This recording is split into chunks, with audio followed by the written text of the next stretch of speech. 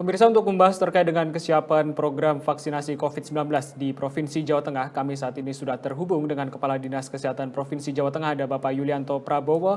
Apa kabar Pak Yuli? Terima kasih sudah bergabung di Metro News. Terima kasih, kabar baik Mas Novan.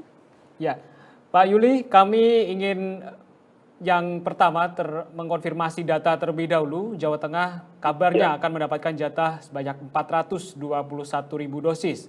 Kemudian informasinya lagi adalah prioritas pertama adalah kesehatan untuk tenaga kesehatan sipil, kemudian juga ada tenaga kesehatan dari TNI serta tenaga medis Polri. Apakah benar datanya seperti ini yang akan mendapatkan vaksin pada gelombang pertama nanti, Pak?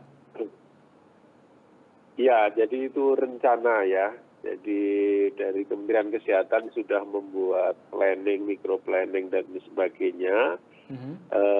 Sasaran keseluruhan ya di Jawa Tengah memang diperkirakan sekitar 21.252.000 orang ya. Dan itu terbagi tadi tenaga kesehatan, lalu petugas TNI Polri, lalu peserta BPJS, PBI, ya, lalu pelaku ekonomi dan sebagainya. Nah, seperti itu. Baik, apakah jumlahnya juga sudah ditentukan, Pak? Berapa nantinya vaksin ini akan berjalan? Ataukah mungkin ada gelombang-gelombang tersendiri, Pak, dalam prosesnya? Iya, jadi menurut informasi dari pusat itu nanti akan bertahap ya.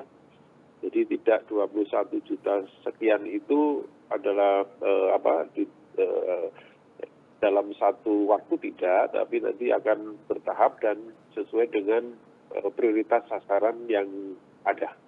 Ya, seperti itu.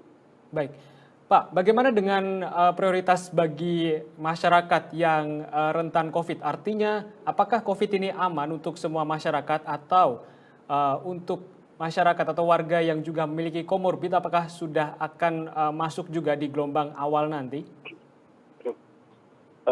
Jadi vaksin untuk tahap pertama menurut informasi tidak untuk semua umur dan semua kondisi ya. Contohnya seperti misalkan yang mempunyai komorbiditas tertentu itu tidak, lalu juga umur di atas 60 tahun seperti itu ya.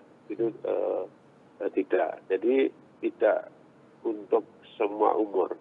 Namun demikian kemungkinan nanti di tahap-tahap berikutnya dengan jenis vaksin yang lain itu bisa saja dipakai untuk semua umur. Tapi untuk informasi untuk tahap yang pertama ini hanya umur tertentu dan kondisi tertentu.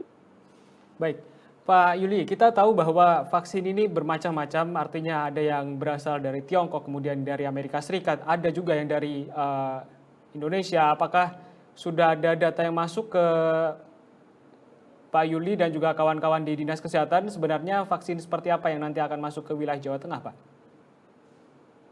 Ya, kepastiannya kita belum mendapatkan itu. Jadi memakai platform yang dari mana ya, jenis vaksinnya, lalu asalnya dan sebagainya, kita sampai saat ini belum mendapatkan kepastian mengenai hal itu. Tetapi segala sesuatunya sudah kami siapkan dan kami antisipasi.